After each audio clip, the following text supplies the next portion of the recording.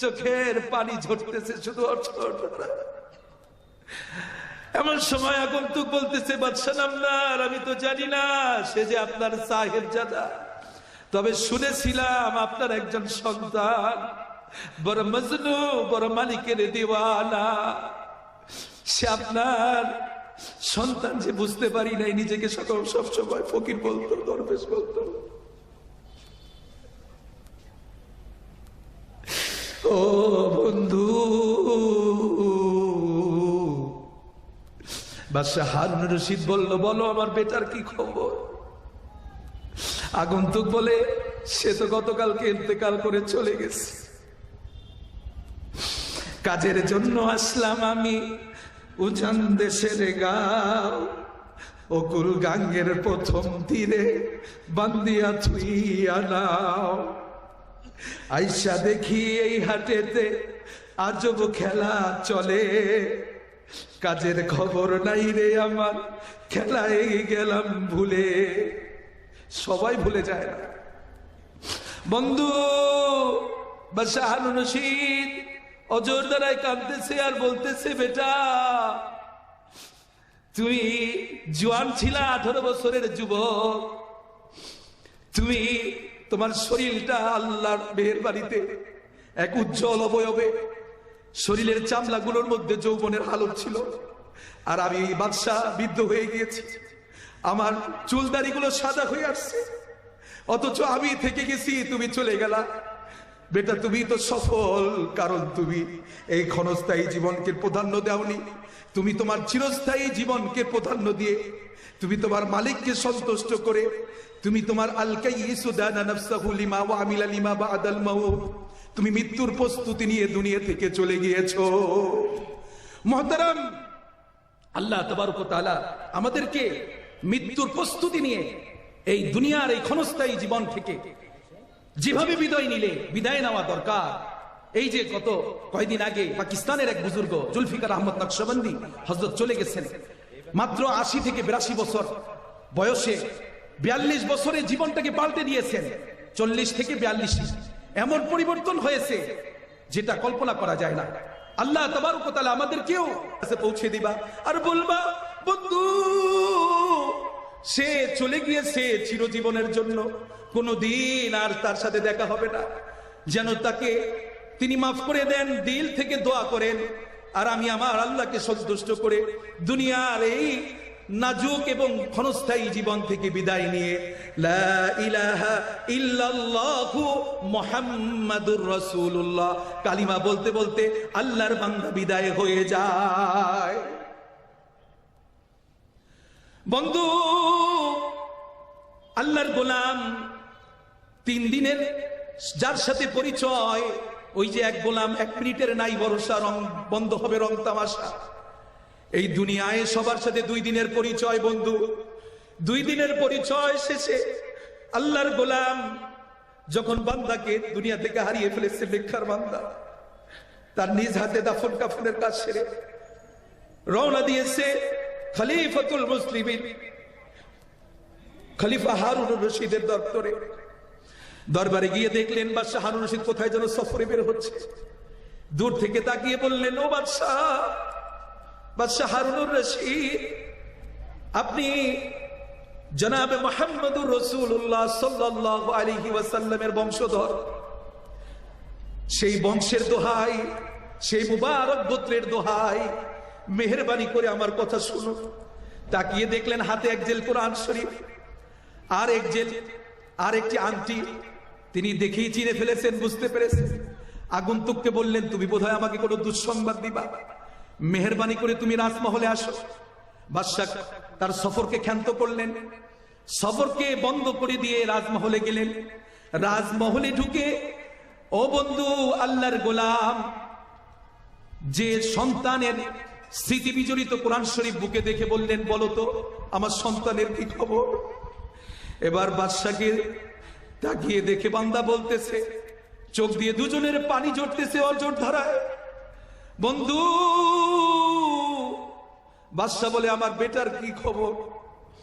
এবার আগন্তুক বলতেছে, বাদশা নামদার, আপনার সন্তান আমি তো জানতাম না, আল্লাহর গোলাম, বড় নেককার, বড় বুজুর্গ, বড় দরবেশ, নিজেকে ফকির বলে বলতো। এই জমিনের একজন ফকির চলে গেছে।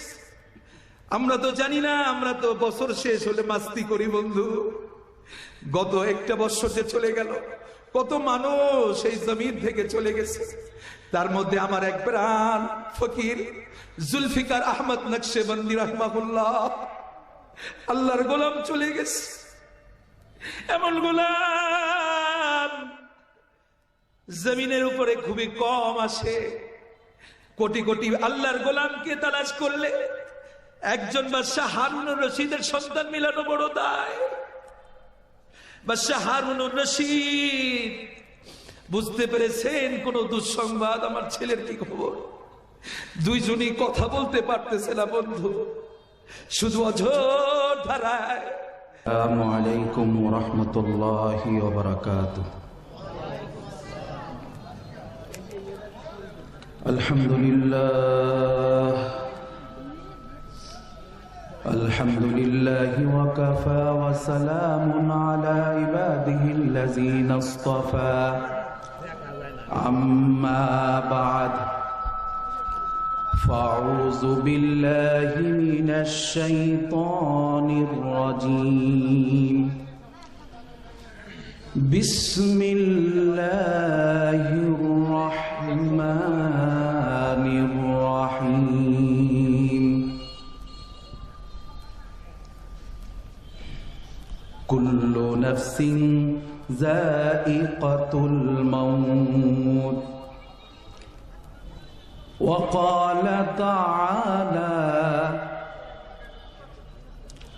وأما من خاف مقام ربه ونهى النفس عن الهوى فإن الجنة هي المأوى. وقال رسول الله صلى الله عليه وسلم: الكيس دان نفسه وعمل لما بعد الموت، أو كما قال عليه الصلاة والسلام. وقال تعالى: إن الله وملائكته يصلون على النبي يا أيها الذين آمنوا صلوا عليه وسلموا تسليما. আমরা সকলেই দিল থেকে মহব্বতের সাথে দরুদ ইব্রাহিম পড়ি। اللهم صل على محمد وعلى آل محمد كما صليت على إبراهيم وعلى آل إبراهيم إنك حميد مجيد. اللهم بارك على محمد وعلى آل محمد كما باركت على إبراهيم وعلى آل إبراهيم إنك حميد مجيد.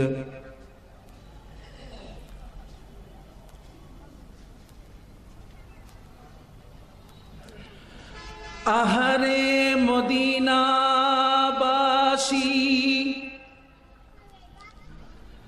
আহারে মদিনাবাসী,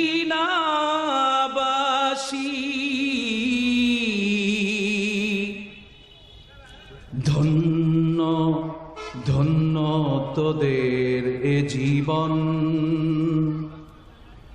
তোদেরই মাঝে ঘুমিয়ে আছে দোজাহানে মহাজন বলাগাল উলা বিকামালিহি কশফাদ দুজা বিজামালিহি হাসুনাত জামিউ খিসালিহি সাল্লু আলাইহি ওয়া আলিহি। পথিক যেথায় থাক না কেন বাড়ি রাখে মনে,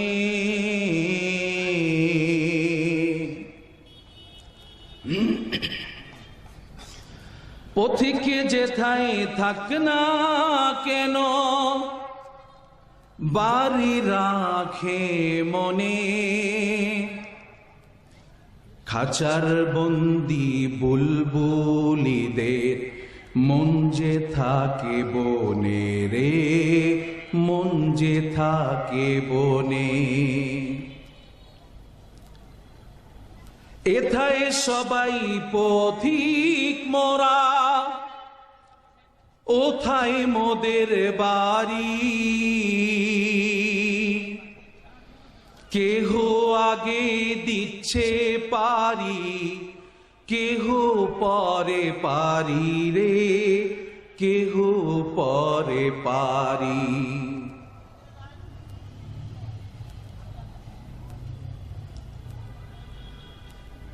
যেখানেই থাকি যেভাবেই থাকি,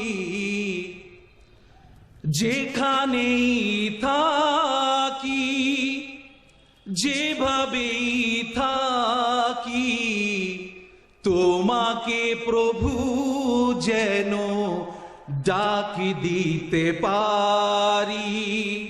সকলেই আওয়াজের সাথে চোখ বন্ধ করে মহাব্বতের দিলের দরজা জানালা খুলে আমরা আল্লাহ পাককে ডাক দেই, লা ইলাহা ইল্লাল্লাহ, লা ইলাহা ইল্লাল্লাহ, লা ইলাহা ইল্লাল্লাহ, লা ইলাহা ইল্লাল্লাহ, লা ইলাহা ইল্লাল্লাহ, লা ইলাহা ইল্লাল্লাহ, লা ইলাহা ইল্লাল্লাহ,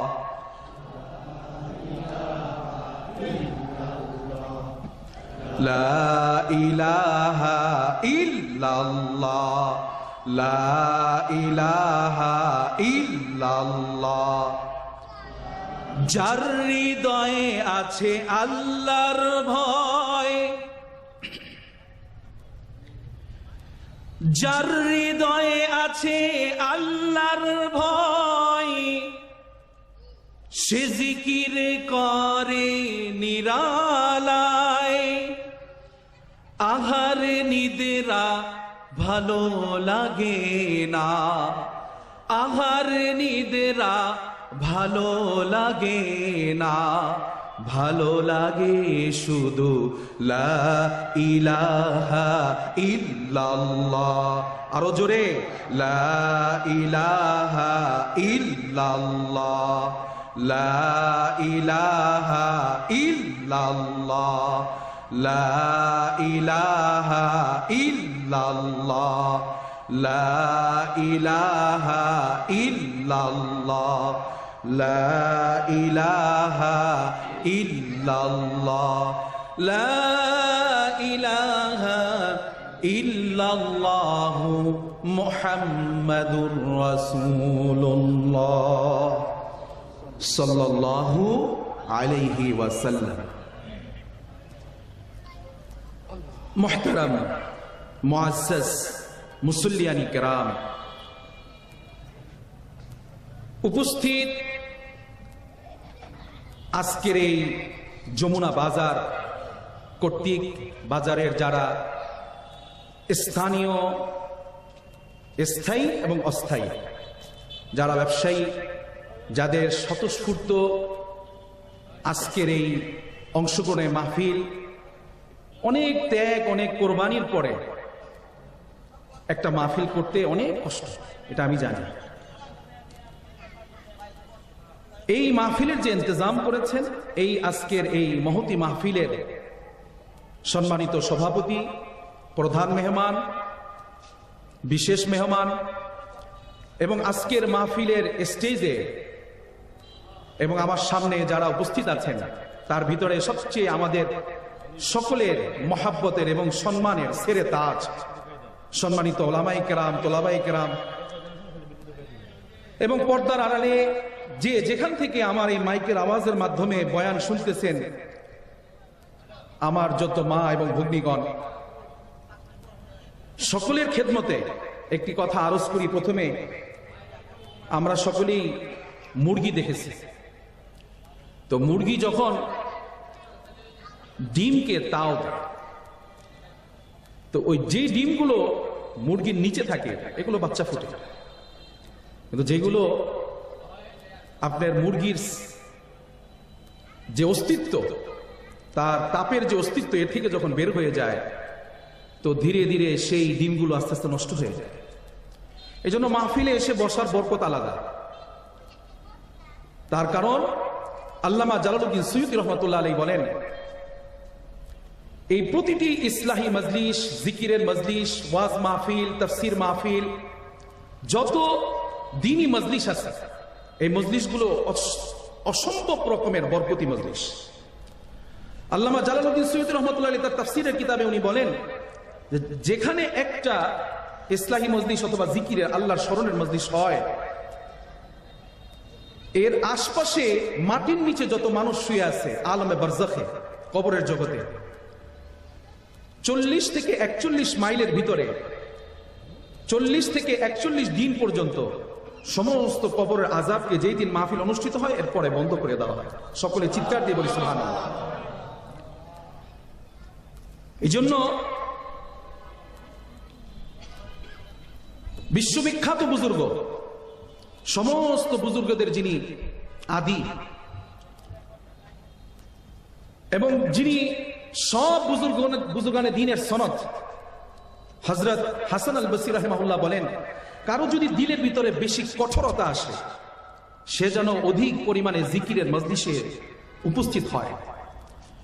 যদি জিকিরের মজলিসে উপস্থিত হয়, যেখানে আল্লাহর স্মরণ হয়, এর কারণে বান্দার দিল থেকে কঠোরতা দূর হয়ে যায়। সুবহানাল্লাহি ওয়া বিহামদিহি, সুবহানাল্লাহিল আযীম।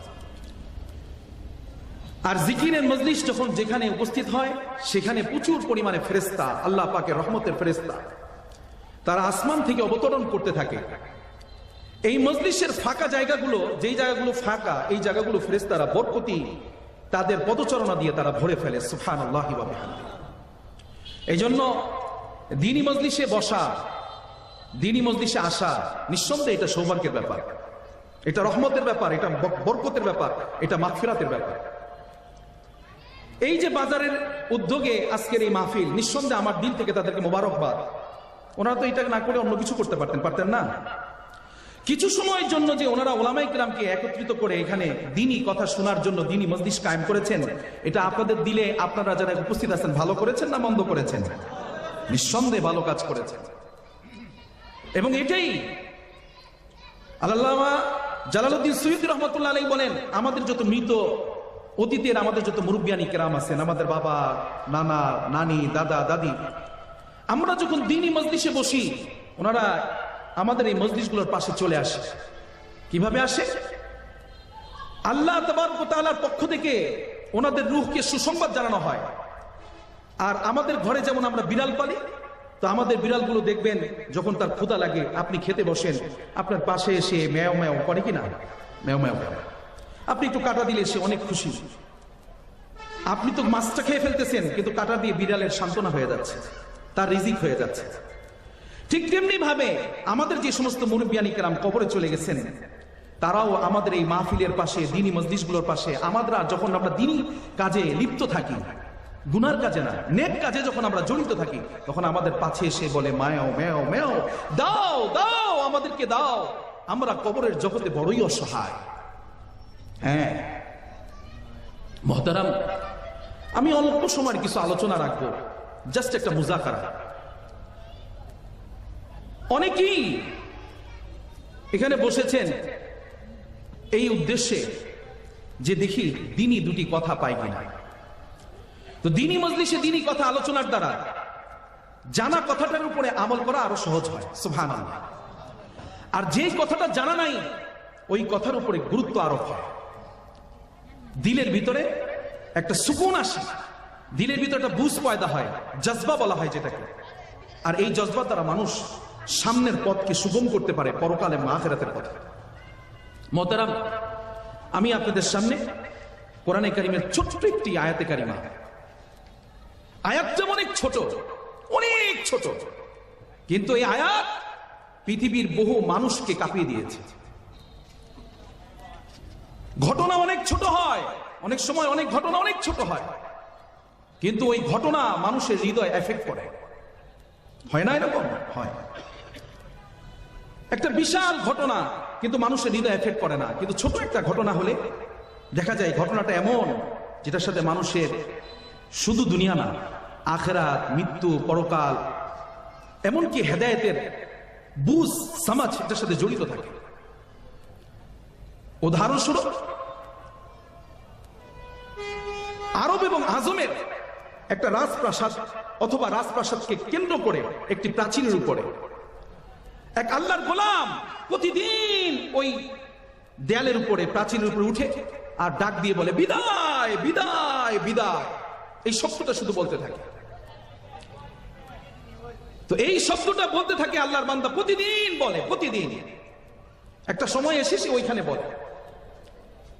তো একদিন হঠাৎ করে দেখা গেল প্রাচীর ঠিকই আছে, কিন্তু প্রাচীর উপরে যে আল্লাহর বান্দা দাঁড়িয়ে দাঁড়িয়ে বিদায় বলতো, বিদায় বলতো, ওই বান্দাকে দেখা যায় বেশ কিছুদিন হয়ে গেছে। আমরা সাধারণত একটা মানুষকে প্রতিদিন দেখি মসজিদে একসাথে মুসল্লি নামাজ পড়ে একই কাতারে। তো যদি একজন একজনকে দেখা না যায় তো তার বাড়িতে খোঁজ নেয়, পাশের লোকজন জিজ্ঞাসা করে, ইমাম সাহেব জিজ্ঞাসা করে, মুসল্লির খোঁজ খবর নেয় যে ব্যাপার কি, আমার ভাই কোথায়, এখানে যে মুসল্লিটা ছিল কোথায়।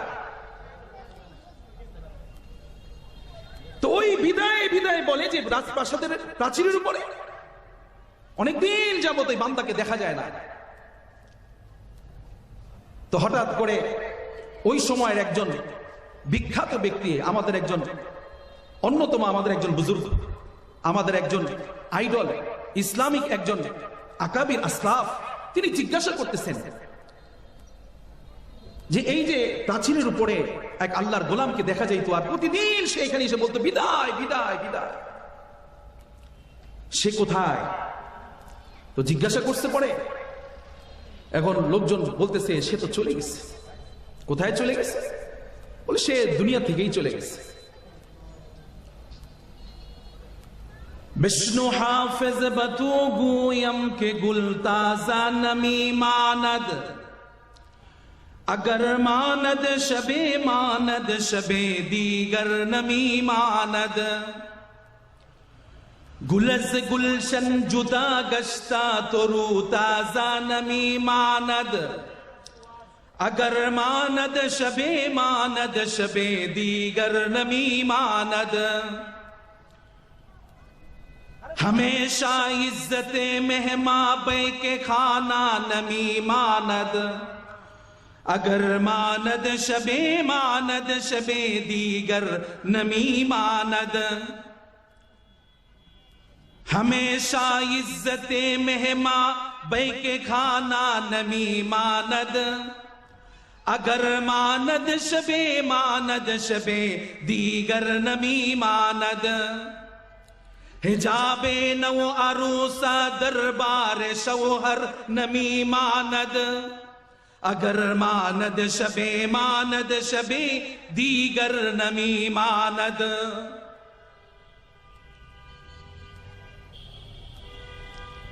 একজন কবি, তার নাম হলো কবি হাফিজ। এই কবিতাগুলো উনি লিখে গেছেন। কিয়ামত পর্যন্ত এই কবিতা বহু মানুষের জন্য নসিহতের কারণ। এবং কিন্তু উনি এই যে কবিতা লিখেছেন কারো জন্য লিখেন নাই, নিজের জন্য লিখছেন। বলেন সুবহানাল্লাহ। নিজের জন্য লিখছেন, কারো জন্য লিখেন নাই, কিন্তু লিখেছেন নিজের জন্য। এমন এক ইতিহাসের প্রেক্ষাপটে লিখেছেন যেটা আমার আপনার অনেক মানুষের জন্য হেদায়েতের কারণ। বলে পৃথিবীতে অনেক ঘটনা ঘটে, কিন্তু এর থেকে বড় ঘটনা আর কিছু হয় না। সেটা কি? কবি হাফিজ এক বাগানে প্রতিদিন যেত, প্রতিদিন যায়, প্রতিদিন। মানুষ আমরা অনেকে ভালোবাসি, বাগানে যাই, সকালবেলা মর্নিং ওয়াক করার জন্য আমরা পার্কে চলে যাই। আমার বাসার পাশে শহীদ বুদ্ধিজীবী গোরস্থান, অনেকে ওখানে গিয়ে হাঁটাহাঁটি করেন, দৌড়ঝাঁপ করেন। তো সে ওই যেই বাগানে যেত, ওই বাগানেই এক ললনা সুন্দরী কুমারী এক নারীর সাথে তার সম্পর্ক। যৌবনকাল, যৌবনকাল অতি দামি, করিও যতন, থাকবে তার নাতা তীর, থাকবে না তা চিরকাল, রাখিও স্মরণ। যৌবনকাল অতি দামি, করিও যতন, থাকবে না তা চিরকাল, রাখিও স্মরণ। যৌবনকাল চলে গেলে কারো একবার, তাকে আবার ফিরে পাওয়া দুরূহ ব্যাপার। তো কবি হাফিজ ওই বাগানের কিনারায় প্রতিদিন আসে, আর ওই মেয়ের সাথে তার কথা হয়। কখনো কথা হয় চোখে, কখনো কথা হয় মুখে। তো বিভিন্ন সময় তার সাথে অ্যাপয়েন্টমেন্ট থাকে, ওই অ্যাপয়েন্টমেন্ট অনুযায়ী মেয়েটা আসে, মেয়ের সাথে কথা হয়। একদিন বাগানের পাশে গিয়ে দেখে যে মেয়েটা যেখানে প্রতিদিন দাঁড়িয়ে থাকে, হয়তো বা হাতে ফুল নিয়ে অথবা প্রেম আর ভালোবাসা নিয়ে, আজকে দেখে মেয়েটা নাই। বাগান আছে, বাগানের সব কিছু আছে, ফুল আছে, মালি আছে, বাগানের আলোক সজ্জা আছে, সব কিছু আছে, কিন্তু বাগানের কিনারায় যে একটা মানুষ লাগতো হাফিজের মহাব্বতের, সেই মানুষটা নাই। তো তাকিয়ে দেখে, যখন দেখছে নাই, মালিককে জিজ্ঞাসা করছে, এই মালিক বলো তো, এই যে বাগানের পাশে একটা মেয়ে আমার জন্য প্রতিদিন অপেক্ষা করতো, সে কোথায়? তো জবাব দিতেছে, সে তো কত কয়েকদিন আগে অসুস্থ হয়ে দুনিয়া ছেড়ে চলে গিয়েছে। এই কথা যখন হাফিজ শুনছে তো আঘাত পাইছে, যে দুনিয়ার সবকিছু তাহলে অস্থায়ী। মানে হ্যাঁ। বলে কেমন অস্থায়ী? কয় কেউ যদি বাগান থেকে একটা ফুল কুড়ায়, এটা অস্থায়ী। কেউ যদি একটা ফুল দিয়ে মালা গাঁথে, আজকে মালা গেঁথেছে, কালকে এটা সৌন্দর্য থাকবে না, ফুলের খুশবু আস্তে আস্তে নষ্ট হতে থাকবে, বরবাদ হতে থাকবে। ঠিক তেমনি ভাবে যখন বাগানের ভিতরে ফুল এবং ফল এগুলো হয়, যদি সেই ফল কেউ নাও খায়, পাখিতেও খেয়ে ফেলে, মাটিতে পড়ে যায়, মাটির সাথে বিলীন হয়ে যায়। নিজেকে নিজে বলতেছে, আয় হাফিজ, শুধু কি তাই?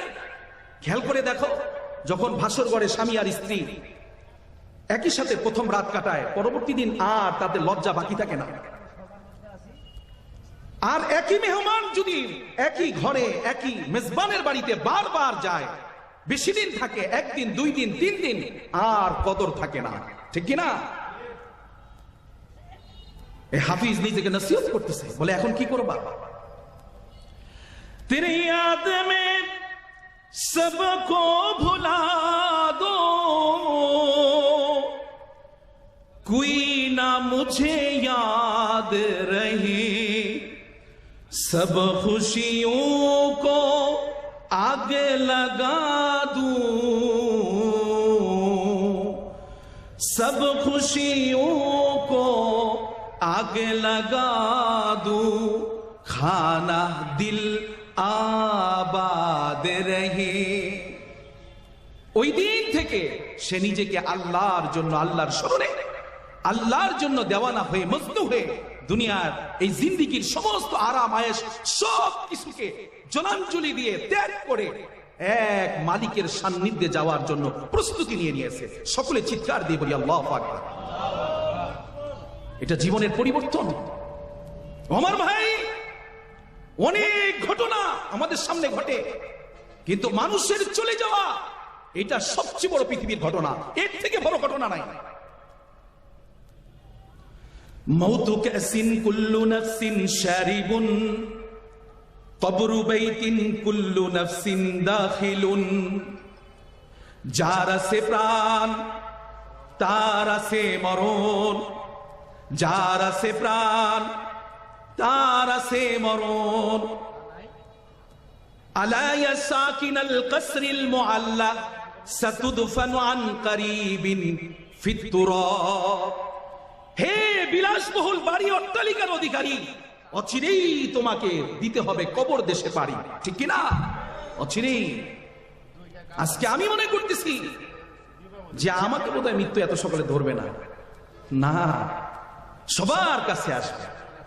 একটা গোয়েল সাপ 300-350 বছর বাঁচে, একটা কচ্ছপ 200 থেকে 250 বছর বাঁচে, তারপরে কোথায় যায় বলেন তো? কবরে চলে যায়, কবরে চলে যায়। এমন কোন মাখলুক নাই যে মাখলুকের জন্য আল্লাহ মৃত্যু বানান নাই। আজকে মৃত্যু নিয়ে আলোচনা শুরু করলাম কেন? প্রসঙ্গক্রমে বলি, গতকালকে আমাদের জীবন থেকে একটা বছর কিন্তু ইন্তেকাল করেছে। কয়টা বছর? একটা বছর। তার মানে 365টা দিন আমাদের জীবন থেকে গতকালকে খসে গিয়েছে, এমন ভাবে বিদায় নিয়েছে। কোনদিন আর এই জীবনে আর কোনদিন 2025 সাল বলে কিছু আমাদের জীবনে আসবে না, কোশ্চিনকালও আসবে না। কিন্তু গতকালকে আমার কাছে মনে হয়েছে বাংলাদেশে সব থেকে ব্যয়বহুল মৌজ আর মাস্তি করা হয়েছে। রাতের আধারে 12টার পরে যখন তাহাজ্জুদ গুজার বান্দা মুসল্লায় চলে যায়, অস্থির তার হৃদয় মালিকের সাথে সান্নিধ্যে, তখন আমাদের এই বাংলাদেশের অসংখ্য যুবক, এটা তো পরিসংখ্যান করা সম্ভব না, যারা বাবা মায়ের অসংখ্য টাকা, অগণিত টাকা এবং কি পরিমাণ টাকা অপচয় করে পোটকাবাজি, মানুষের ঘুমের ডিস্টার্ব, এমনকি আমাদের জুলুমের এই পরিধি এরকম ছিল। আমার গতকালকে আমার বেগম বলতেছিল, বহু পাখিরাও পর্যন্ত আহত হয়ে নিহত হয়ে জমিনে পড়ে যায়। রাতের বেলা পাখিরা বাসায় চলে যায়, আমাদের পোটকার আওয়াজে যে আমরা 31st নাইট নতুন বৎসর উদযাপন উপলক্ষে এই পরিমাণ আমরা মৌজার মাস্তি করি, এই পরিমাণ মানুষের শব্দ দূষণের দ্বারা মানুষের বিঘ্ন ঘটাই, মাখলুককে এত পরিমাণ কষ্ট দেই যে উড়ন্ত পাখিরা যখন নিরে ফিরে রাতে, তারাও তাদের বাড়ি থেকে ছটফট করে বের হয়ে কোথায় যাবে দিশাহারা। নিউ ইয়র্কে দেখা গেছে, বিভিন্ন দেশে দেখা গেছে, আমাদের দেশ সহ পাখিরা সেখানে স্ট্রোক করে, কামিন সহিহিন রাইতু মিন সাকমিন যাহাবা নাফসুহু সহিহতু ফালতাতান, অসংখ্য পাখি জমিনে পড়ে আছে মৃত। এভাবে বহু পাখির প্রজনন হারিয়ে যাচ্ছে। চলে যেতে হবে সবাই। কিন্তু আমি যে আয়াতে কারিমা তেলাওয়াত করেছি, কুল্লু নাফসিন যায়কাতুল মাউত, আল্লাহ রাব্বুল আলামিন বলেন পৃথিবীতে যত মাখলুক আছে সব মাখলুকের জন্য আল্লাহ একটা নিজাম রাখছেন। একজনকে জিজ্ঞাসা করা হয়েছিল দার্শনিক মহাকালের, যে বলেন তো মানুষ মারা যায় কেন, মাখলুক চলে যায় কেন, মারা যায় কেন? বলে তার জন্মই তার মৃত্যুর কারণ, জন্মিলে মরিতে হয়। আসছি, এখন আমি কি করব? এজন্য কবি বলছেন এভাবে, जैसे करनी वैसे भरनी है जरूर, जैसे करनी वैसे भरनी है जरूर, मैयत कब्र में उतरनी है जरूर। আপনি একটা ব্যাগের ভিতরে সব স্বর্ণ ঢুকাইছেন, আপনি বলেন তো ব্যাগটার মধ্যে ঢাললে পরে কি বের হবে? স্বর্ণ বের হবে। আর একটা ব্যাগের ভিতরে আপনি সব নারাকুটা ঢুকাইছেন, তো ঢাললে কি বের হবে? নারাকুটা বের হবে। একটা ব্যাগের ভিতরে আপনি টাকা ঢুকিয়েছেন, তো ওই টাকা ব্যাগটা ঢাললে পরে কি বের হবে? টাকাই বের হবে। আল্লামা ইবনে জাওজি রাহমাতুল্লাহ আলাইহি তিনি তার সন্তানকে বলতেছে, ও সন্তান বেটা, তোমার জিন্দেগির হায়াত, তোমার জন্য এক একটা মিনিট, এক একটা সেকেন্ড, এক একটা ঘন্টা, এক একটা বছর, এক একটা সপ্তাহ, এই সব কিছু তোমার জন্য এক একটা সিন্ধুক। বাবারে, এই সিন্ধুকের ভিতরে তুমি নেক আমলের চাষ করো। যদি তুমি নেক আমলের চাষ করো গো, আমি আপনাদের সামনে একটা কোরআনে কারীমের আয়াত তেলাওয়াত করেছি, وَأَمَّا مَنْ خَافَ مَقَامَ رَبِّهِ وَنَهَى النَّفْسَ عَنِ الْهَوَى فَإِنَّ الْجَنَّةَ هِيَ الْمَأْوَى। যেদিন আল্লাহর সামনে তুমি দাঁড়াবে, সন্তানকে বলতেছে, এই বেটা, তোমার জীবনের মিনিট, সেকেন্ড, ঘন্টা, সপ্তাহ, মাস, বছর, শতাব্দী যা তুমি হায়াতে পাচ্ছ, মনে রেখো এগুলো এক একটা সিন্ধুক। তুমি এই মিনিট, সেকেন্ড, ঘন্টা, মাস, সপ্তাহ, বছরের প্রতিটা সিন্ধুকে নেক আমলের চাষাবাদ করে নেক আমলকে সঞ্চিত করো। সিন্ধুকে তো টাকাও রাখা যায়, সিন্ধুকে অনেক কিছু সঞ্চিত রাখা যায়। ইচ্ছা করলে জীবনের সিন্ধুকে নেক আমল দিয়ে ভরপুর করে নেওয়া যায়। ফামান কানা ইয়ারজু লিকাআ রাব্বিহি ফালইআমাল আমালান সালিহা। আল্লাহ রাব্বুল আলামিন বলেন, তুমি তোমার জীবনের, আমি তোমাকে ছেড়ে দিয়েছি, যাও, কিন্তু তোমাকে আমি একটা নিজাম লাগিয়ে দিয়েছি। জন্মের মাধ্যমে এবং মৃত্যুর মাধ্যমে তোমার সূচনা যেমন, তোমার শেষটাও তেমন। এখন তুমি কি করবা, তুমি সিদ্ধান্ত নাও। এই জন্য মুহতারাম, যে আয়াতে কারিমা তেলাওয়াত করেছি আপনাদের সামনে, এই আয়াত বড় সাংঘাতিক আয়াত। এই আয়াতের দিকে তাকালে পরে ইতিহাসে দেখা যায় এই আয়াতের আওয়াজে, এই আয়াতের প্রতি অন্তরে যে তাসির হয়েছে, এই তাসিরে ভয়ঙ্কর ভয়ঙ্কর রাজা বাদশারাও তাদের জীবনে তারা পরিবর্তন হয়ে গেছে, মহা পরিবর্তন, এটা চিন্তাই করা যায় না। যেমন যেমন হিশাম ইবনে আব্দুল মালিক, এই আয়াত স্মরণে ছিল। কোন মা হয়তো তার দিলের মধ্যে স্মরণ করায় দিচ্ছে, কারণ মা তো সব মা সন্তানকে মৃত্যুর কথা বলে না, বরঞ্চ এখন এমন এক প্রেক্ষাপট চলতেছে, মৃত্যুর কথা বললে অনেক আল্লাহর বান্দা শুনতেই চায় না। কারণ দিলে যখন রোগ হয় তখন মৃত্যু, পরকাল, আখিরাত এগুলো ভালো লাগে না। এটা একটা আধ্যাত্মিক রোগ। তো হিশাম ইবনে আব্দুল মালিক এক সুন্দরী পরমা ললনা, তাকে নিয়ে আসছে। আগে বাদী বেচা কেনা হতো, তো বাদীকে নিয়ে আসছে। ওই বাদীকে এনে একটা রুম, কক্ষ বানিয়েছে, অনেক সুন্দর, ফিকারারিন মাকিন, একদম সংরক্ষিত। ওখানে যখন বাদীর সাথে একান্তে চলে যাবে, হঠাৎ করে জান্নাত দরজা সব বন্ধ করে নিয়েছে। হঠাৎ করে পাশ থেকে কান্নার আওয়াজ। ভাটির দেশের মানুষ আমি, ভাটির দেশে ঘর, উজান দেশে কেউ নাই রে আমার, সবাই আমার পর। কাজের জন্য আসলাম আমি উজান দেশের গাঁও, অকুল গাঙ্গের প্রথম তীরে বান্দিয়া থুইয়া নাও। কান্নার আওয়াজ। কি ব্যাপার? জানলা খুলতে বলছে, তাড়াতাড়ি জানলা খুলে দেখে যে একটা লাশ খাটিয়া বহন করে মানুষ যাচ্ছে আর কাঁদতেছে। এই আওয়াজ তার দিনের ভিতরে এফেক্ট করেছে, কারণ ওই আয়াত স্মরণে আসছে, কুল্লু নাফসিন যায়কাতুল মাউত, যা আমার তো একদিন চলে যেতে হবে। সংক্ষিপ্ত বলতেছে, বাদীকে বলছে, যাও, তোমাকে আজাদ করে দিলাম, অনেক টাকা দিয়ে কিনে নিয়ে আসছে। আর ওই দিন থেকে এই আল্লাহর গোলামের অমূল পরিবর্তন চিন্তা করা যায়। শুধু কি তাই, বাগদাদের এক বাদশা ছিলেন মালিক ইবনে মুজাফফর, একটা লোককে দিয়ে দিচ্ছে, যাও, তোমার হাতে কাফনের কাপড় দিয়ে দিলাম।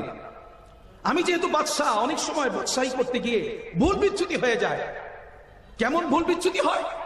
যে বাদশাহী করতেছে, সিদ্ধান্ত ভুল করে ফেলেছে, বিচার ইনসাফের খেলাফ করে ফেলেছে। তো তখন তাকে বলা হতো, তুমি একটা কাজ করবা, শুধু তোমার দায়িত্ব একটা, যখনই আমাকে দেখবা শরীয়তের খেলাফ কোনো কিছু করতেছি, তুমি কাফনের কাপড়টা আমার সামনে দিয়ে উড়াই দিবা। সবাই চিৎকার দিয়ে বলি সুবহানাল্লাহ।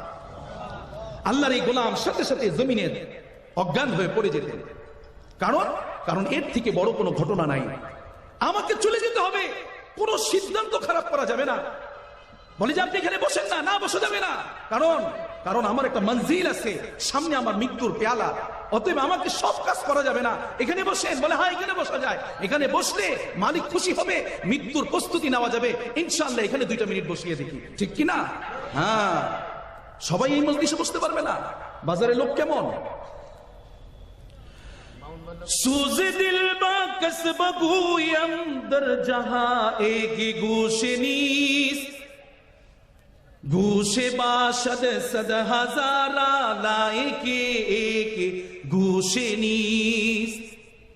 বাজারে অসংখ্য মানুষ, রাস্তায় অসংখ্য মানুষ, ঠিক কিনা?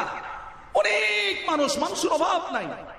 কিন্তু এই দ্বীনি মজলিসে, যেখানে ওলামায়ে কেরাম আসতেছে, এই মজলিসে বসার লোক খুবই কম। আপনি বলেন তো, আপনারা বাজারে আছেন, বাজার এলাকায় আপনারা বসে বয়ান শুনতেছেন, বাজারে ভালো দুধ কম না বেশি? কম। বাজারে ভালো মধু কম। এমনকি আপনি যদি ভালো কিছু খুঁজতে যান, সব জায়গাতে দেখবেন ভালো জিনিসটা খুবই কম, ঠিক না? খুবই কম। আল্লাহুম্মা জাআলনি মিন ইবাদিকাল কলিল। আল্লাহ রাব্বুল আলামিন কোরআনে কারিমে যত জায়গায় আলোচনা করেছেন সব জায়গায় একটা গুরুত্বপূর্ণ কথা বলেছেন আমার ভাইয়েরা, জান্নাতি বান্দা হবে বড় কম। যেমন ভালো দুধ কম, ভালো মধু কম। আল্লাহ পাকের কোরআনে কারিমের আয়াতকে উপলব্ধি করতে পারবে তার সংখ্যা বড় কম। যারা তাকওয়ার উপরে চলবে তাদের সংখ্যা বড় কম। জায়েজ না জায়েজের উপরে চলার মানুষের অভাব নাই। একটু হলেই চিন্তা করে বলো এটা কি জায়েজ কিনা না জায়েজ। কিন্তু আমার শায়েখ বলেন সবচেয়ে আলা বান্দা তারা যাদের সংখ্যা বড় কম, তারা তাকওয়ার মাসালা খুঁজ করে, তাকওয়ার উপরে চলতে চায়। কারণ মৃত্যুর পরে এই বান্দার জিন্দেগিতে যে জিনিসগুলো কাজে আসবে তার ভিতরে অন্যতম হলো তাকওয়া, আল্লাহর ভয়। সুবহানাল্লাহি ওয়া বিহামদিহি। মোহতারাম, বলতেছিলাম দুনিয়াতে আল্লাহ রাব্বুল আলামিন বান্দাকে সৃষ্টি করে যত জিনিস বান্দার সামনে রেখেছেন, যত আয়োজন রেখেছেন, সব থেকে কঠিন আয়োজন হলো বান্দার মৃত্যু। এর থেকে উল্লেখযোগ্য, এর থেকে বড় কোনো ঘটনা হয় না। এই জন্য খেয়াল করে দেখবেন বান্দা তো অনেকেই দুনিয়াতে আসে আবার দুনিয়া থেকে চলে যায়। সাইয়্যিদুনা হযরত ওমর ফারুক রাদিয়াল্লাহু তাআলা আনহু বলেন, কাফা বিল মাউতি ওয়াইজান, বান্দার জিন্দেগিতে যত নসিহত আছে মৃত্যুর চেয়ে গুরুত্বপূর্ণ কোন নসিহত আর হয় না। সব থেকে গুরুত্বপূর্ণ নসিহত হলো মৃত্যু। এই মৃত্যুর দিকে তাকিয়ে বহু বান্দা জীবনের স্বাদ, জীবনের দুনিয়ার মৌজ আর মাস্তি, দুনিয়ার যত স্বাদ আর আল্লাহ যা কিছু আছে সবকিছু বর্জন করেছে। নবীজি সাল্লাল্লাহু আলাইহি ওয়াসাল্লাম বলেন, আকসিরু যিকরা হাযিমিল লাজ্জাতিল মাউত, আকসিরু যিকরা হাযিমিল লাজ্জাতিল মাউত। আমার উম্মত, তোমরা দুনিয়াতে থাকা অবস্থায় সব থেকে বেশি যে জিনিসটাকে স্মরণ করবা সেটা হলো মৃত্যু। মৃত্যু যদি স্মরণে থাকে বাদশাহীও মজা লাগে না। মৃত্যু যদি বন্ধু স্মরণে থাকে সুস্বাদু খাবার ভালো লাগে না। মৃত্যু যদি স্মরণে থাকে বন্ধু, অনেক দায়িত্ব বান্দা এড়িয়ে যায়, দায়িত্ব বেশি নিতে চায় না, ঠিক কিনা? এই জন্য এই মুসলিম বিশ্বের দুইজন খলিফা সবচেয়ে নামি দামি। একজন হল সাইয়্যিদুনা ওমর ফারুক রাদিয়াল্লাহু তাআলা আনহু। তিনি প্রতিদিন এই কথা বলতেন যে আজকে অমুক মারা গেছে, আজকে অমুক মারা গেছে। একদিন বলা হবে আজকে ওমর মারা গেছে। সুবহানাল্লাহ, সুবহানাল্লাহ। বন্ধু, বলতেছিলাম মুসলিম জাহানের দ্বিতীয় খলিফা, সবচেয়ে বিখ্যাত যিনি খলিফা আব্দুল আজিজ, তিনি বলতেন যখন আমি মৃত্যুর কথা ভুলে যাই আমার হৃদয়ের অবস্থা পরিবর্তন হয়ে যায়। মৃত্যুর সবক যখন আমি ভুলে যাই আমার দিল কেমন যেন নষ্ট হয়ে যায়। নামাজে দাঁড়ালে মজা লাগে না, ইবাদতের স্বাদ মিটে না, স্বাদ পাওয়া যায় না। এমনকি দুনিয়ার লোভ লালসা কেমন যেন দিলের ভিতরে ঢুকতে থাকে।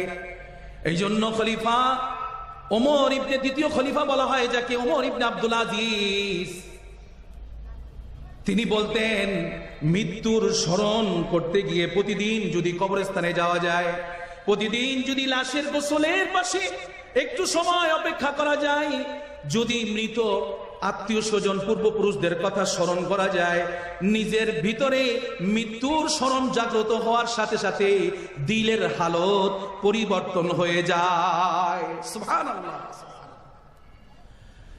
আল্লামা কুরতুবী রাহমাতুল্লাহ আলাইহি বলেন, কোন বান্দা যদি প্রতিদিন মৃত্যুর কথা স্মরণ করে তিনটা কেরামত সে দুনিয়াতে পাবে। নম্বর এক, যখন বান্দা মৃত্যুর কথা স্মরণ করবে, এক নম্বর দ্রুত তওবা করতে পারবে। কি করতে পারবে? দ্রুত তওবা করতে পারবে। তওবার পানি দিয়ে নিজের জীবনের গুনাহগুলোকে ধুয়ে মুছে নিজেকে তাড়াতাড়ি মৃত্যুর প্রস্তুতি নিতে পারবে। নম্বর দুই, যখন বান্দা প্রতিদিন মৃত্যুর কথা স্মরণ করবে, দ্বিতীয় নম্বরে বান্দার যে উপকার হবে বন্ধু, বান্দার দুনিয়ার লোভ লালসা এগুলো আস্তে আস্তে কমে আসবে, অল্পতে তুষ্টি হয়ে যাবে, অল্প পেলেই বলবে শুকরিয়া। নম্বর 3, আল্লামা কুরতুবী রাহমাতুল্লাহ আলাইহি বলেন, যখন বান্দা প্রতিদিন মৃত্যুর কথা স্মরণ করবে, ওই যে দেখেন ইমাম আবু হানিফা রাহমাতুল্লাহ আলাইহি প্রতিদিন মৃত্যুর কথা স্মরণ করতেন। আমাদের ইমাম ইমাম আজম ইমাম আবু হানিফা যখন নামাজে দাঁড়াইতেন, তার সময়ের অনেক প্রসিদ্ধ গ্রন্থের ভিতরে আছে, হযরত নামাজে দাঁড়াইলে এমন ভাবে চোখ দিয়া পানি পড়তো, মনে হয় যেন বৃষ্টি হইতেছে। সুবহানাল্লাহ, সুবহানাল্লাহ। এশারের সময় দাঁড়াইছেন আমার হযরত ইমাম আবু হানিফা রাহমাতুল্লাহ আলাইহি, আর ফজর পর্যন্ত একই জায়গায় নামাজে দাঁড়িয়ে আছেন, নিজের দাড়ি ধরে ধরে দোয়া করতেছেন ফজরে আজানের আগে, আর বলতেছেন, আল্লাহ আপনার বান্দা নোমানকে আপনি মাফ করে দেন। এই জন্য মৃত্যুর চিন্তা যার ভিতরে থাকবে, সে যেখানেই থাকুক, বাজারে থাকুক, ঘরে থাকুক, রাস্তায় থাকুক, রাজপ্রাসাদে থাকুক, তার মন মানসিকতা, চিন্তা, চাল চলন সবকিছু চেঞ্জ, ব্যতিক্রম, কারোর সাথে মিলবে না। তাকে বলতে পারে উদ্ভট, তাকে এই সমাজ তাকে ইন্ডিকেট করতে পারে, তাকে এই সমাজ তার ব্যাপারে সমালোচনা আলোচনার ঝড় তুলতে পারে, বলে যে লোকটা অসুস্থ, বলতে পারে, অসম্ভব না। কারণ সে মাথা উঠে চলতে পারে না, সে সব কাজ করতে পারে না, সে বর্ডার চিন্তা করে, বর্ডার, যে আমার কোন কাজটা করলে মৃত্যুর পরে আমার জিন্দেগিতে মুসিবত আসবে, সেই কাজের কাছেও সে যায় না। এই জন্য বান্দার জীবনে শ্রেষ্ঠ একটা ইবাদত, এবং এটাও জিকির, মৃত্যুর কথা স্মরণ করা। মুসলিম জাহানের অন্যতম খলিফা হারুনুর রশিদ রাহিমাহুল্লাহ, হযরত নিজের জীবনে সবচেয়ে বেশি মৃত্যুর কথা স্মরণ করতেন, এবং স্মরণ করতেন বিধায়ী মুসলিম জাহানে ইনসাফকার যতগুলো বাদশা যাদের নাম রয়েছে তার মধ্যে উনি অন্যতম। এই আল্লাহর গোলাম প্রতিদিন নিজের বাদশাহীর দিকে তাকাতেন আর বলতেন রাতের বেলা, হ্যাঁ আমি এমন এক বাদশাহী করি, এটা অস্থায়ী। বন্ধু, আমি অল্প সময় ছেড়ে দিব, কেউ উঠাউঠি করেন না। আর আমি যেই বাদশাহী করি এটা অস্থায়ী, কিন্তু আমার সামনে যে জীবন আসতেছে এটা স্থায়ী। দুনিয়ার সব কিছু অস্থায়ী, অস্থায়ী না স্থায়ী? বলেন তো, অস্থায়ী। আজকের এই মাহফিল অস্থায়ী, এই যে আমি বয়ান করতেছি অস্থায়ী, আমাদের এখানে যা কিছু দেখতেছি দুই চোখে সবই অস্থায়ী, স্থায়ী কিছু নাই। স্থায়ী একমাত্র অবিনশ্বর আল্লাহ। কে বলেন? আল্লাহ, একমাত্র আল্লাহ, আর কিছু স্থায়ী না। তো বাদশাহ হারুন রশিদ বলতেন, নিজের রাজপ্রাসাদে নিজের বালাখানার দিকে তাকিয়ে তাকিয়ে নিজের রাজ্যের উপরে ধিক্কার দিতেন আর বলতেন, হ্যাঁ তোমাকে নিয়ে আমি সময় কাটাই, কিন্তু তুমি অস্থায়ী। হ্যাঁ, এই বাদশাহ হারুন রশিদ এত নেককার, এত পরেজগার ছিলেন। প্রতিদিন তিনি কমসে কম 100 রাকাত নফল নামাজ পড়তেন। সকলে চিৎকার দিয়ে বলি সুবহানাল্লাহ। প্রতিদিন 100 রাকাত। ইমাম গাজ্জালী রাহমাতুল্লাহ আলাইহি যখন মৃত্যুর সময় চলে আসলো, যেই রাতে, যেদিন মৃত্যু হবে তার আগের রাতে, আমরা তো বছর শেষ হয়ে গেছে, আনন্দে ককটেল পার্টি করি, ডিজে পার্টি করি, আমরা মৌজ মাস্তি করি, বিরিয়ানির প্যাকেট বিতরণ করি। গতকালকে আমি যখন সবজি কিনতেছিলাম, বললাম লেবু আছে, বলে নাই। আমি বললাম শশা আছে, বলে নাই। আমি বললাম টমেটো আছে, নাই। কাঁচামরিচ আছে, নাই। কি ব্যাপার?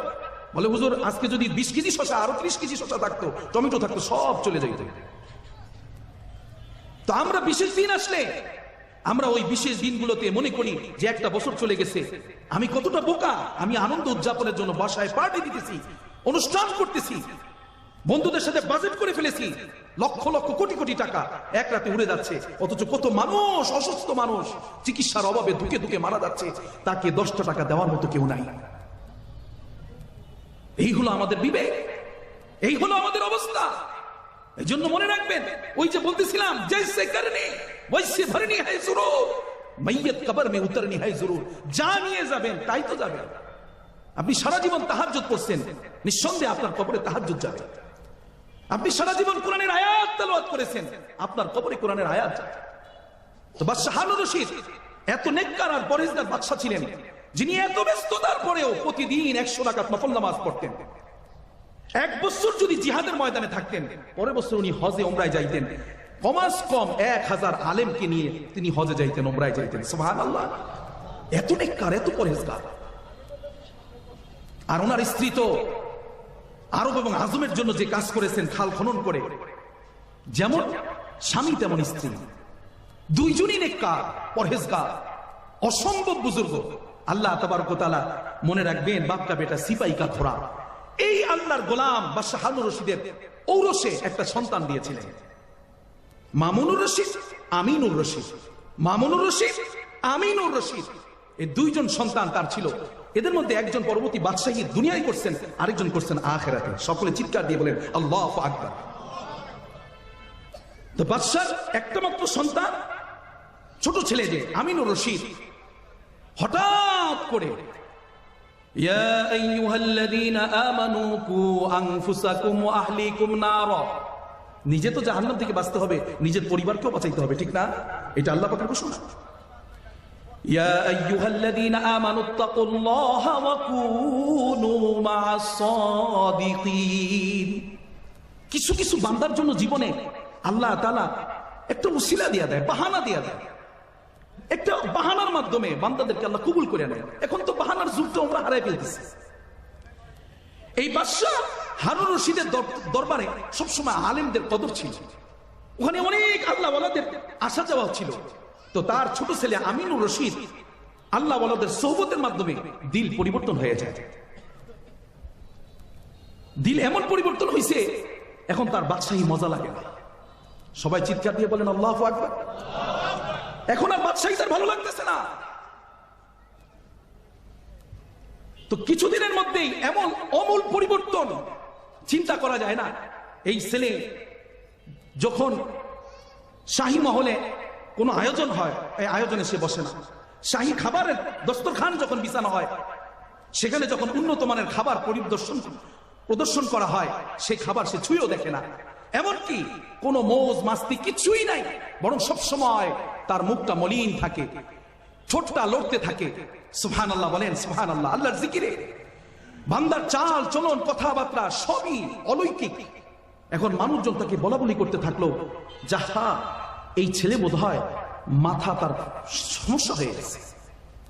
আমাদের দেশে দেখবেন যে এই ছেলেটা বেশি নামাজি, দিনদার, তাবলিগে যায়, বন্ধু বান্ধবের সাথে কম উঠা বসা করে। আমাদের বুজুর্গানে দিন বলছেন, 5টা কাজ যে করবে তাকে আল্লাহ তাআলা ওলায়াতের মুকুট দান করবেন, আল্লাহর ওলি বানায়া কবরে নেবেন। সবাই চিৎকার দিয়ে বলি সুবহানাল্লাহ। এর মধ্যে একটা হলো উত্তম মানুষের সোহবত। উত্তম মানুষের সোহবত, যারা নেককার, এদের সোহবত উঠা বসা করা। নম্বর 2, কথা কম বলতে হবে, জিকির বেশি করতে হবে। কথা কম, জিকির বেশি। কিলা ইয়া রাসূলুল্লাহ আইয়ু জিলাসাইনা খায়রুন ক্বালা মান যাক্কারাকুম রুয়াতুহু ওয়া যাদা ফি ইলমিকুম মানতিকুহু। নবীজি সাল্লাল্লাহু আলাইহি ওয়াসাল্লামকে সাহাবায়ে কিরাম জিজ্ঞাসা করলেন, ইয়া রাসূলুল্লাহ, আমরা কার সান্নিধ্যে উঠা বসা করব? নবীজি বললেন, এমন মানুষের সান্নিধ্যে যাও যাকে দেখলেই তোমার অন্তরে আল্লাহর স্মরণ জাগ্রত হয়। সুবহানাল্লাহ। যার কথা শুনলে তোমার ইলম বেড়ে যায়, আর যার চাল চলন কাজকর্ম তোমাকে পরকাল ও আখিরাতের কথা স্মরণ করিয়ে দেয়। সুবহানাল্লাহ। এমন মানুষের সান্নিধ্যে কি আমার সন্তান যায়? আমি যাই? বরঞ্চ আমরা এই মানুষগুলোকে পেলে তাদের ব্যাপারে কুধারণা করতে বড় অভ্যস্ত। তাদেরকে টেক লাগাইতে পারি, খুব লিখতে না পারলো মুছতে পারি। এই মানুষগুলোকে খারাপ ধারণা করতে পারি, কাছে গিয়ে তার থেকে ফায়দা নিতে পারি। এই জন্য ভালো ড্রাইভার হলে ভালো ড্রাইভারের সাথে চলতে হয়, ভালো ব্যবসায়ী হতে হলে ভালো ব্যবসায়ী সোহবতে যেতে হয়। কিন্তু আখিরাত প্রেমিক হতে হলে আখিরাত গুজারদের কাছে মনে হয় আমাদের অবস্থা এমন, তাদের কাছে যাওয়া লাগে না, না, তাদের কাছে যেতে হয়। এই জন্য আল্লাহ তাআলা বলছেন, হে ঈমানদারেরা, তোমরা আল্লাহকে ভয় করো এবং আমার সাদিকিন, সত্যবাদী, নেককার, পরেজগার, আল্লাহওয়ালা বান্দাদের সাথে উঠা বসা করো। সকলে চিৎকার দিয়ে বলি সুবহানাল্লাহ। করলে কি হবে? করলে আপনার দিলের ভিতরে আস্তে আস্তে পরিবর্তন আসবে। কেমন পরিবর্তন? এই যে বাদশাহ হারুন রশিদের ছেলে। বন্ধু, সবাই একে নিয়ে কানাঘুষা করে, বাদশাহ নামদার, আপনার ছোট ছেলেটা কেমন যেন ইদানিং মনে হয় অসুস্থ, তাকে ভালো ডাক্তার দেখান। কি হলো তার? সে শাহী মহলের কোনো আরাম আয়েশকে গ্রহণ করে না, এমনকি শাহী মহলের কোনো খানাও খায় না। মোটা তাজা মোটা সাদামাটা কাপড় পরিধান করে, এমনকি সে শাহী মহলেও ঘুমায় না। ওই আরামের বিছনাকে ত্যাগ করে মাটির উপরে চাটাইয়ের উপরে শুয়ে থাকে বন্ধু। শুকনো রুটি খেয়ে পানি দিয়ে গিলে খেয়ে নেয়। কোনো মজাদার খাবার তার ভালো লাগে না, সে গ্রহণও করে না। তার চালচলন দেখলে পরে মানুষ তাকে নিয়ে অনেক কানাঘুষা করে। বাদশাহ,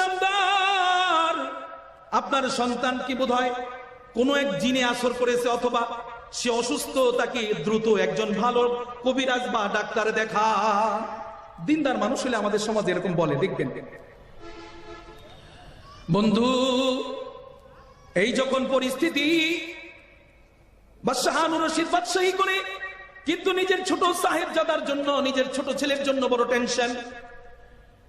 ছেলেকে একদিন ডেকে আনলেন, বুঝাতে চেষ্টা করলেন, বললেন, বেটা, আমি সংক্ষিপ্ত বলতেছি ভাই, বেটা গেও, ও বেটা, তোমার জন্য আমার সমাজের ভিতরে আজকে কেমন যেন একটা অস্থিরতা বিরাজ করতেছে। আমার রাজপ্রাসাদের মন্ত্রী সৈন্য সামন্ত সবাই তোমাকে নিয়ে আলোচনা করতেছে। বেটা রে বেটা, কি হলো বলো তুমি? আমাদেরকে তো আল্লাহ তাআলা শাহী ভাবে দুনিয়াতে নিয়ামত দিয়েছেন, আমরা শাহী খাবার খাবো। তুমি একজন শাহজাদার মতো তুমি চলাফেরা করবে। আমার মৃত্যুর পরে তুমি এই বালাখানা রাজপ্রাসাদের মালিক হবে। তোমার ভাই আর তুমি মিলে এই রাজপ্রাসাদ দেখভাল করবে। ভবিষ্যতে তুমিও বাদশাহ হবে। একের পর এক ছেলেকে এইভাবে বুঝাইতেছে। ছেলে বলে, বাবা রে, ও বাবা, আমি দুনিয়া খুব ভালো করে বুঝে ফেলেছি। দুনিয়া সম্পর্কে আমার কোনো কিছুই কমতি নয় জানার ব্যাপারে। কিন্তু বাবা রে, আমি সুম্মা লাতুসআলুন্না ইয়াউমাইযিন আনিন নাঈম, বাবা গো, আমি সুস্বাদু খাবার ধরতে পারবো না, আমি খুব ভালো কাপড় চুপড় পরতে পারবো না, আমি সাদামাটা জীবন করবো বাবা। ও বাবা, বাবা রে, খেয়াল করে দেখেন, একদিন আমি আর আপনি, আমাদের মধ্যে বিচ্ছিন্ন অবস্থা তৈরি হবে। দুনিয়া অস্থায়ী। একদিন খেয়াল করে দেখেন, আব্বা আপনিও কবরে থাকবেন, আমিও কবরে থাকবো। মোহতারাম, খেয়াল করেন, আলোচনার শেষ পয়েন্টে চলে আসছি। যখন এই কথা বাবা বলতেছে, বাবাকে ছেলে বলতেছে, বন্ধু, যে বাবা, আজ থেকে আমি নিজেকে এভাবে গুটিয়ে নিতে চাই। যদি আমার জন্য আপনার ইজ্জত হরণ হয়, যদি আমার জন্য আপনার প্রশ্নের সম্মুখীন হতে হয় গো বাবা, আমি আজ থেকে সিদ্ধান্ত নিলাম, এই রাজপ্রাসাদ ছেড়ে বাবা বহুদূর,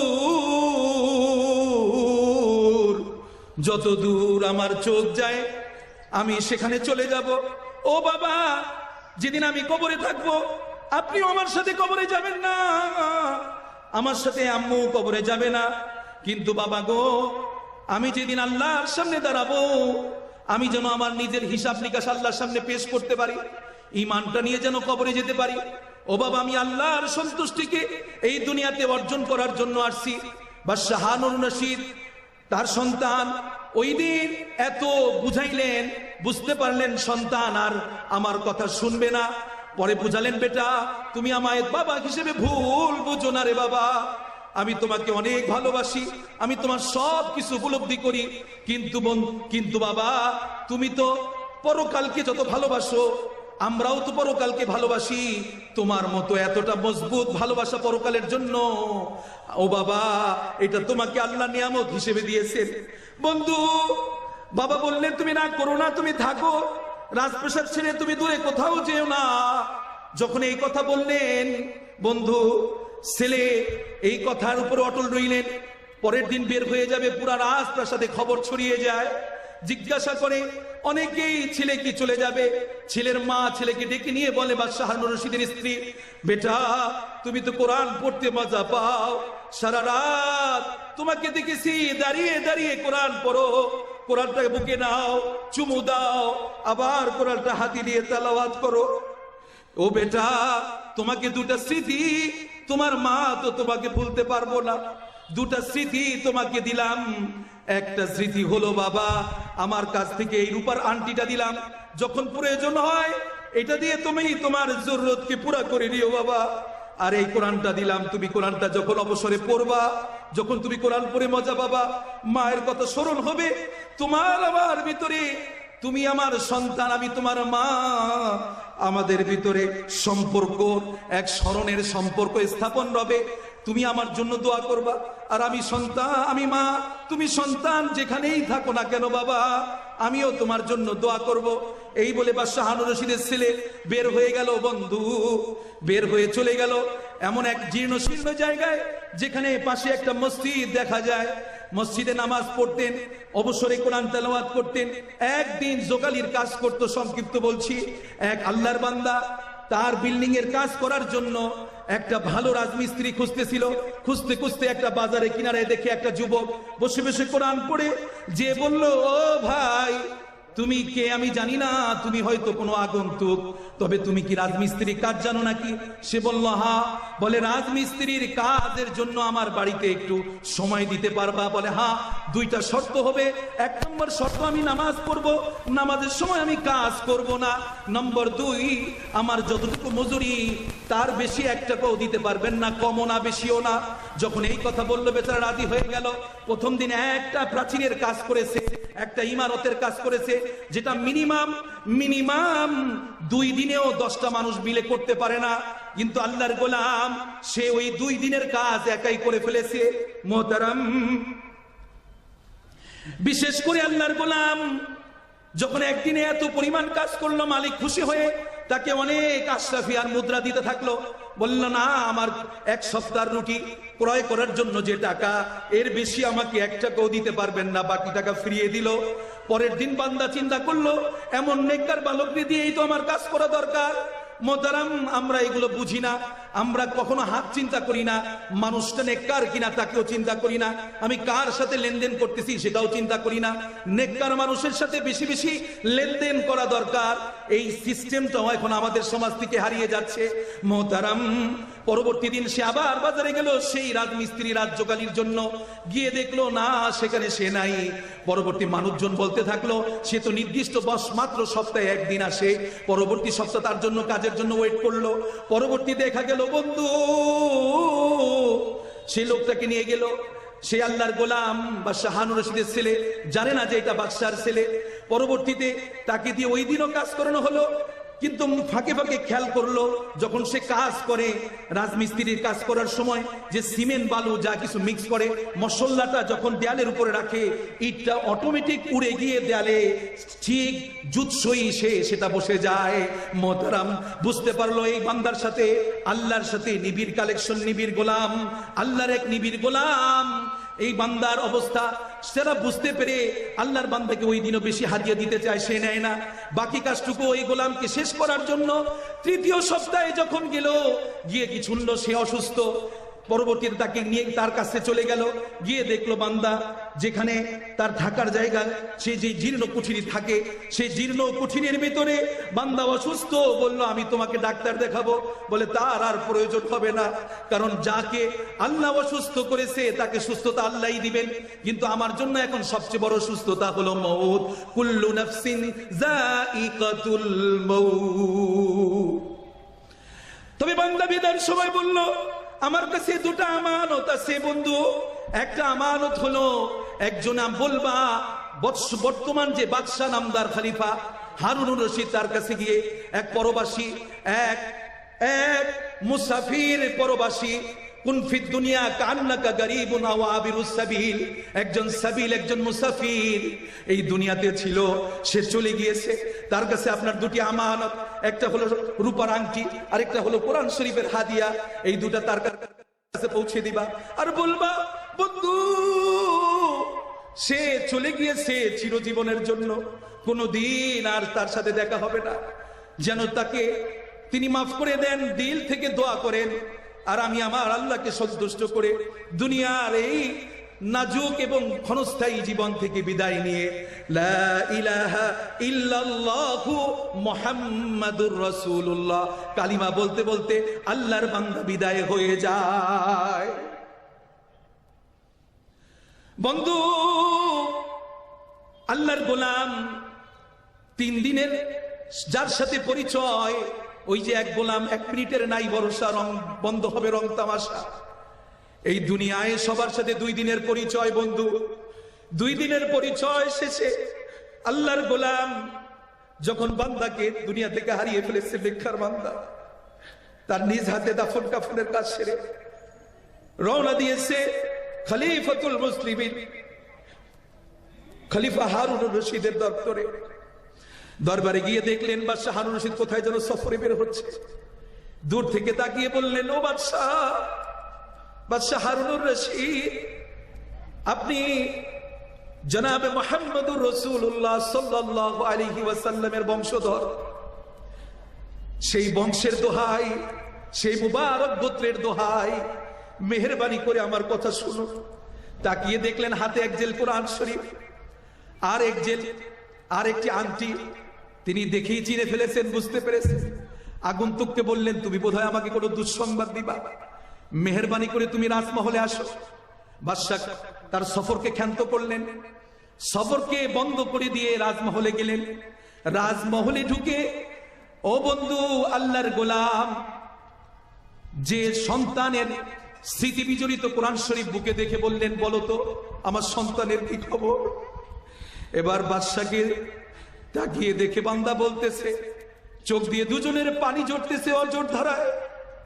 বন্ধু, বাদশা বলে, আমার বেটার কি খবর। এবার আগন্তুক বলতেছে, বাদশা নামদার, আপনার সন্তান আমি তো জানতাম না। আল্লাহর গোলাম বড় নেককার, বড় বুজুর্গ, বড় দরবেশ, নিজেকে ফকির বলে বলতো। এই জমিনের একজন ফকির চলে গেছে। আমরা তো জানি না, আমরা তো বছর শেষ হলে মাস্তি করি বন্ধু। গত 1টা বছর যে চলে গেল, কত মানুষ এই জমিন থেকে চলে গেছে। তার মধ্যে আমার এক প্রাণ ফকির জুলফিকার আহমদ নকশবন্দি রাহমাহুল্লাহ, আল্লাহর গোলাম চলে গেছে। এমন গোলাম জমিনের উপরে খুবই কম আসে। কোটি কোটি আল্লাহর গোলামকে তালাশ করলে একজন বাদশাহ হারুনুর রশিদের সন্তান মিলানো বড় দায়। বাদশাহ হারুনুর রশিদ বুঝতে পেরেছেন কোন দুঃসংবাদ, আমার ছেলের কি খবর। দুইজনই কথা বলতে পারতেছে না বন্ধু, শুধু অঝোর ধারায় চোখের পানি ঝরতেছে, শুধু অঝোর ধারায়। এমন সময় আগন্তুক বলতেছে, বাদশাহ নামদার, আমি তো জানি না সে যে আপনার সাহেবজাদা, তবে শুনেছিলাম আপনার একজন সন্তান বড় মজনু, বড় মালিকের দিওয়ানা। সে আপনার সন্তান যে বুঝতে পারি নাই, নিজেকে সব সময় ফকির বলতো, দরবেশ বলতো। ও বন্ধু,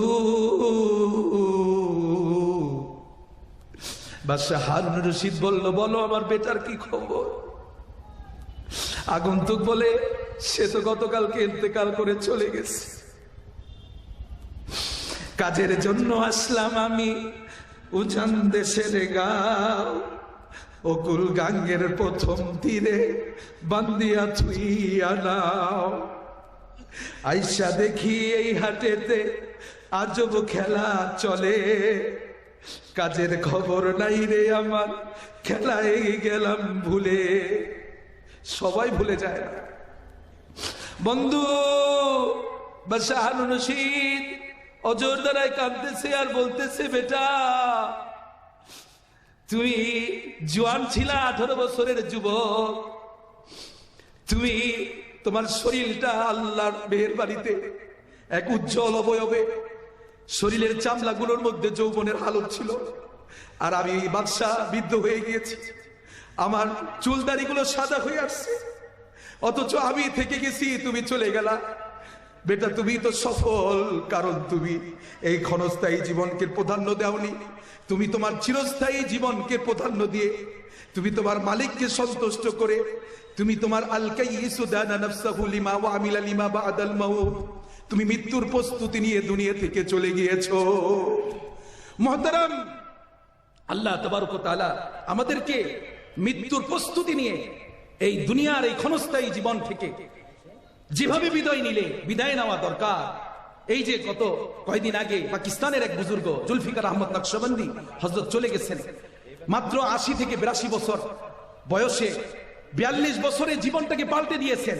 ৪০ থেকে ৪২ এমন পরিবর্তন হয়েছে যেটা কল্পনা করা যায় না। আল্লাহ তাবারক ওয়া তাআলা আমাদেরকেও এইভাবে আমাদের এই দুনিয়ার জীবনে মৃত্যুর মঞ্জিলকে সামনে রেখে মৃত্যু এবং আখিরাতের পরকালের প্রস্তুতি নিয়ে এই দুনিয়া থেকে বিদায় নেওয়ার তৌফিক দান করুন। আমরা সকলেই বলি আমিন। অযথা সময় নষ্ট করা যাবে না। যেইটুকু সময় আমরা আজকে পাচ্ছি, ওলামায়ে কেরাম কথা বলবেন। আমার পরবর্তীতে যারা ওলামায়ে কেরাম আছেন, খালেদ সাইফুল্লাহ আইবি সাহেবের ভাই মাসুদুর রহমান আইবি, সাদিকি সাহেব আছেন, আমাদের নগর মসজিদের খতিব সাহেব অনেক সুন্দর আলোচনা করেন। ওনাদের আলোচনা শুনবেন তো ইনশাআল্লাহ। ইনশাআল্লাহ আল্লাহ তাবারক ওয়া তাআলা যেইটুকু আলোচনা করেছি, বিক্ষিপ্ত আলোচনা, শারীরিকভাবে অসুস্থ আছি, দোয়া চাইলাম, দোয়া রইল। আপনারা সকলেই এই মাহফিলের শেষ পর্যন্ত সময় দিয়ে এখান থেকে আখিরাতের পাথেয় হাসিল করে আমরা সকলে বিদায় নিব। ওমা তাওফিকি ইল্লা বিল্লাহ ওয়া আখির দাওয়ানা আনিল হামদুলিল্লাহি রাব্বিল আলামিন। আসসালামু আলাইকুম ওয়া রাহমাতুল্লাহি ওয়া বারাকাতুহু।